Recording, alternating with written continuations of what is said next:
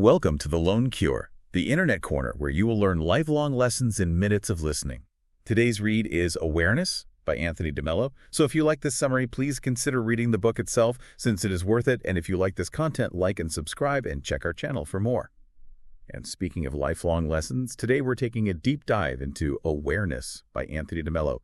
This isn't just a book, it's a radical challenge, really, to everything we think we know about happiness, love, and what it truly means to be alive. So get ready because this is a journey into profound self-discovery. Absolutely. Our mission today, you could say, is to unpack de Mello's central and, often startling idea that most of us are essentially asleep, living these kind of mechanical lives dictated by deep-seated conditioning. Right. Let's lead. Yeah. And true spirituality for de Mello isn't about gaining anything new. It's about waking up to the reality that's already here. So we'll explore how to identify our illusions and maybe embrace a freedom that's always been within us, just waiting. Okay, so let's start right there with that incredibly bold claim he makes right at the beginning. He says basically that most people are born, live, marry, breed, and die in their sleep, never truly experiencing the loveliness of human existence. That's quite an image. It really is. He uses that story, remember? Yeah. About Yemi, the 45-year-old headmaster. He's acting like a kid, refusing to wake up for school, saying it's dull. Mm-hmm. And his father just snaps, "Get up, you have to go, because you are the headmaster." It's such a perfect illustration of how we, as adults, kind of cling to our own metaphorical toys, our illusions, refusing to wake up to where we actually are. Well, and de Mello highlights something else profound there. People often don't actually want to be cured. They just want relief. Okay. Relief, not cure. Exactly. A true cure, he says, is painful. He compares it to wanting your broken toys fixed, like getting a job back or patching up a relationship, instead of actually wanting to wake up from the whole nightmare. Right. Fixing the symptom, not the cause. Precisely. Waking up can be really irritating, like being pulled from a warm bed. And it's key to get this. The guru, or whoever is guiding you, they don't make you wake up. So it's not forced. No. As the Arabs say, the nature of rain is the same, but it makes thorns grow in the marshes and flowers in the gardens. It really comes down to your own readiness to receive the truth. Okay, that makes sense. It builds on this idea of being conditioned asleep. Mm. But if we're so asleep, what about things like love? I mean, de Mello makes this really radical claim. It might shock some people. He challenges the whole idea of selfishness. Oh, yeah, this part is challenging. He asks, what if choosing your own happiness isn't actually selfish? He gives this thought exercise. Think of someone you love, really love, and say in your mind, I'd rather have happiness than have you. That feels wrong just thinking about it, doesn't it? Right. Most of us feel instantly selfish. But de Mello just flips it. He asks, how could you be so selfish that you would demand I choose you above my own happiness? Wow, that's a twist. It is. He tells that story about the woman whose Jesuit cousin taught her, the test of love is sacrifice. So de Mello asks her, would you want me to love you at the cost of my happiness? And she just says, yes. Ooh. Yeah. And he points out, doesn't that reveal this hidden cycle where two people are like lovingly sacrificing their own joy and you end up with two deeply unhappy people, all in the name of love? It's unsettling. And that leads right into his radical take on love itself. He basically says, we are never in love with anyone. You're only in love with your prejudiced and hopeful idea of that person. The idea of them. Yeah, think about it. How often do we say we fall out of love? Maybe it's when our idea changes or we feel let down because our judgment was maybe lousy, as he puts it, not necessarily because the other person betrayed us. So it's about our perception, our projection onto them. Exactly. And this applies everywhere. Friends, family, not just romance. Okay, so if our love is tangled up in these illusions, what does that say about, doing good things? Like charity. De Mello talks about the masquerade of charity. Mm-hmm. The masquerade. He separates basic self-centeredness, just pleasing myself, from a more, refined selfishness, pleasing others. He suggests even acts that look purely altruistic, like volunteering, might come from a need to be needed. Or worse. Or worse, yeah, just trying to avoid a bad feeling, which he calls the worst kind of charity. That's harsh. It is. And his examples are Stark, the soldier on the grenade, the Beirut truck driver. Are these pure love? Or maybe driven by wanting to be remembered or avoiding lifelong regret? He even says provocatively that martyrs are often brainwashed.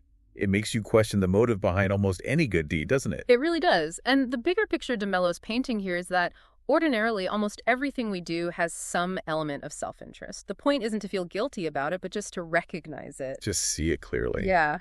Healthy self-interest, he suggests, is simply being pleased when you do good naturally, not acting out of some kind of guilt or inner pressure. The purest acts, he implies, often happen when the person doesn't even think they're doing anything special. It just flows. That idea of hidden motives, hidden programming, it brings us to another big theme for de Mello. We're basically brainwashed, hypnotized by society. Right. The conditioning runs deep. And how do we know if we're brainwashed? He gives a pretty clear sign. When our beliefs get attacked and we react really emotionally, that defensiveness is a clue we're protecting an introjected idea. Something we swallowed whole, basically. Exactly. An idea we absorbed from outside society, family, whatever, without really chewing on it ourselves. He even says, if everybody agrees on something, you can be sure it's wrong. He certainly wasn't afraid to be provocative. No kidding. He cites people like Jesus, Buddha, Bertrand Russell, all started out as a minority of one. So yeah, if everyone on your feed agrees on something, maybe pause and question it. It's unsettling, but it forces you to think. He tells a funny story, too, about Johnny, the mentally retarded boy making figures out of cow dung. Ah, yes, the cow dung psychologist. Right.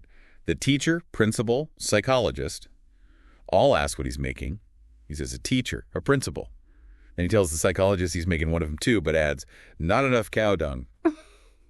It's a crude little joke, but it's a dig at our fixed ideas and how clever we think we are. And he pushes this further, you know. He basically calls us to unlearn almost everything we've been taught.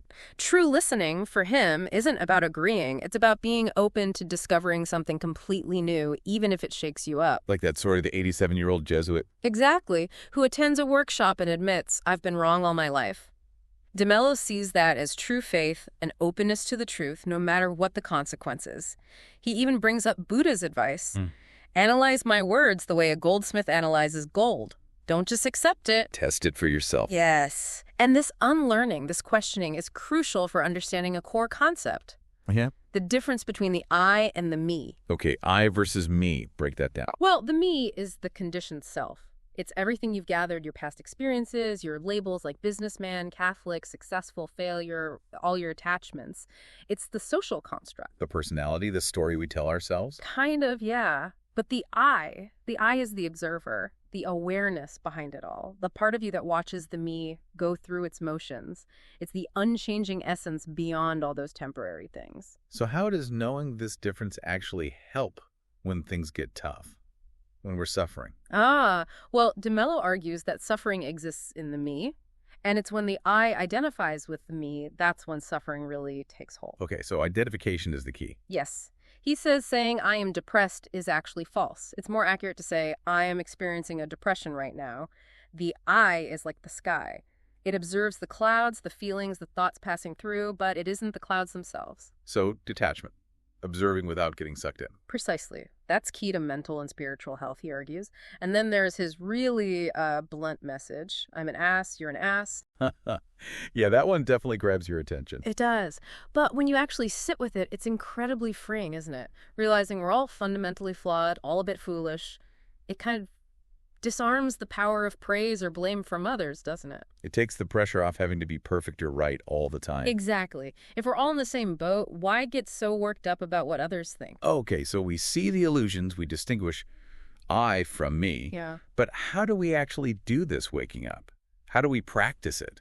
He gives those 4 steps, right? He does. A practical kind of 4-step program for self-observation and hopefully transformation. Right. Step 1 is just get in touch with negative feelings. Really notice them, the gloominess, the self-hatred, the tension. You can't treat a cancer you haven't found yet. Acknowledge what's really there. Okay. Step 2, understand the feeling is in you, not in reality itself. He uses those simple analogies. Rain washes out your picnic. The rain's just rain. The negative feeling is your reaction. Or bumping your knee. The pain's in your knee, not the table. Exactly. And this leads to his huge insight. No person on earth has the power to make you unhappy. There is no event on earth that has the power to disturb you or hurt you. That's the one. That's such a massive claim. I mean, most people would argue, of course, external things make me unhappy. How does he square that with just, everyday life? How can we even start to believe that? It's tough, I know. He argues it's always about our internal response, our programming, not the external trigger itself. The trigger is neutral until we react based on our conditioning. And step 3 flows right from that. Never identify with the feeling. Don't become the feeling. Right. Don't say, I am gloomy. Say, there is gloominess here right now. See it as a temporary state, like a drug in its hangover, he says. It's just the pendulum swinging. It has nothing to do with the real, unchanging I. Okay, observe it. Don't identify with it. And the last step. Step 4. Understand that when you change, everything changes. Forget trying to change the world or other people. He uses the analogy of your internal window. Clean your window, change your perspective, and the whole outside world looks different. He calls this the infallible and miraculous cure for troublesome people, your own change.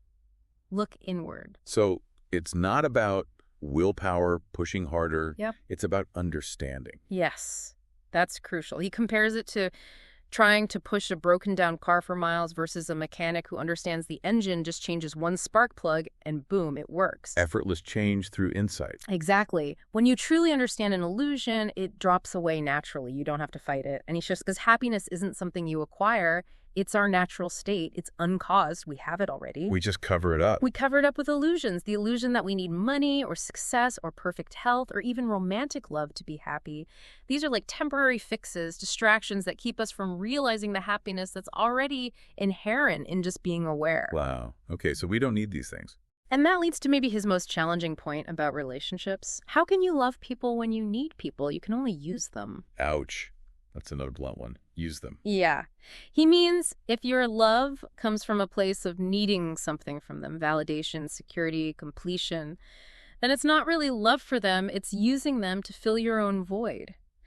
True love, for de Mello, is different. He calls it sensitivity, consciousness, objectivity. Seeing clearly. Seeing the other person clearly for who they are, separate from your needs and projections, recognizing their own complete self. And he says this kind of love is born when you die to the need for people. Die to the need. Does that mean becoming a hermit? Not necessarily isolating yourself physically. It means becoming whole within yourself first, so you don't need others to complete you. Then your love can flow freely, generously, not out of desperation. This initial aloneness, he admits, feels awful, like a desert. But then, he says, the desert begins to flower. That's a powerful image. So this changes everything about how we interact. Enjoying company, but not clinging. Being able to say no without feeling guilty. Living your life based on your own truth, not just what others expect. Exactly. And he argues this isn't selfish. Demanding others live for your benefit, that's selfish. And he connects this back to how we're programmed for unhappiness, right? Mm-hmm. Taught to need things like success or constant approval. He tells that sad story about the town orchestra. Oh, yeah, the orchestra that got successful. Yeah, they brought in pros, kicked out the less skilled folks, got accolades, but lost the simple joy of just playing music together. It shows how competition, chasing external validation, can actually kill the very thing we value. It's a perfect example of attachment. Right. Attachment. The belief that without this thing, success, approval, a person, I won't be happy. Mm-hmm. We get addicted to these drugs, as he calls them, and live in fear of losing them. And moving beyond these attachments requires seeing that even our concepts, our words, can be barriers. De Mello stresses that truth itself cannot actually be spoken. Words are just pointers. Like the map is not the territory. Exactly. He uses that analogy of describing the color green to someone blind. One says it's like soft music, another soft satin. They end up fighting over the words, completely missing the direct experience, which they can't have through words anyway. So our ideas about things get in the way of the things themselves. Precisely. And his most piercing insight here might be, the final barrier to the vision of God is your God concept. You miss the reality because you think you already know it through your definition. We get stuck on our ideas. So the real liberation comes from seeing that reality itself isn't the problem. We are the problem, or rather our illusions, our attachments, our identification with that limited me. That's the core of it. Happiness isn't something you achieve or add. It's your natural state revealed when you drop the illusions. And love isn't something you do or have. Love is something that has you. It flows through you when you get out of the way. So if we manage to drop the delusions, the fears, Yeah. what happens then? He says we become unaffected by praise or blame. Just content to be nobody. Sounds peaceful, doesn't it? It does. He uses that Tranxu quote about the archer who shoots just for the joy of shooting, not for a prize. Because he's not stressed about winning, he has all his skill available.